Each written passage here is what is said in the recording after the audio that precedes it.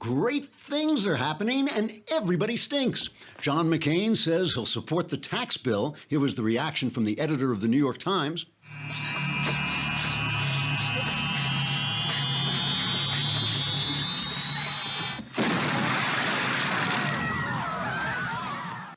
Meanwhile, some people are sickened to learn that NBC's Matt Lauer had a button installed on his office desk that could lock the door so women staffers couldn't escape his grotesque sexual attacks.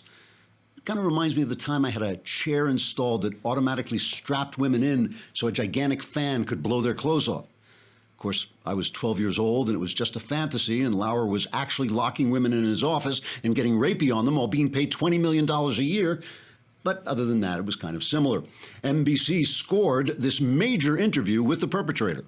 From NBC News, this is Today with Matt Lauer. You were fired by the network over allegations of sexual harassment. Did you ever send a lewd text or email to another employee? 5 women. Did you ever have any human resources cases brought against you? And that happened back in 2015, and I just want to mention the two things can be mutually exclusive. Think about those 5 women and what they did. They came forward and filed complaints against the biggest star at the network they worked at. Think of how nerve-wracking that must have been.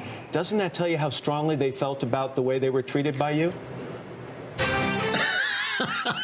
It's kind of speechless there. Geraldo Rivera, meanwhile, says that all these sex scandals may be criminalizing courtship in the workplace. Pretty soon, an ordinary guy won't be able to lock a girl in a room and bring her chocolates, or even lock her in a room and give her flowers. Then next thing you know, you won't be able to lock her in a room and assault her until she faints and has to be taken to a nurse. How will any girl ever be able to meet the man of her dreams? We have Ken Stern here today, a liberal who once ran NPR, but he decided to leave his bubble and go out into America to meet some of us right-wingers, so of course we killed and ate him. But he went on to write a book called Republican Like Me, How I Left the Liberal Bubble and Learned to Love the Right. We will talk to him about it right here, and then we'll kill him and eat him. Trigger warning, I'm Andrew Klavan, and this is The Andrew Klavan Show.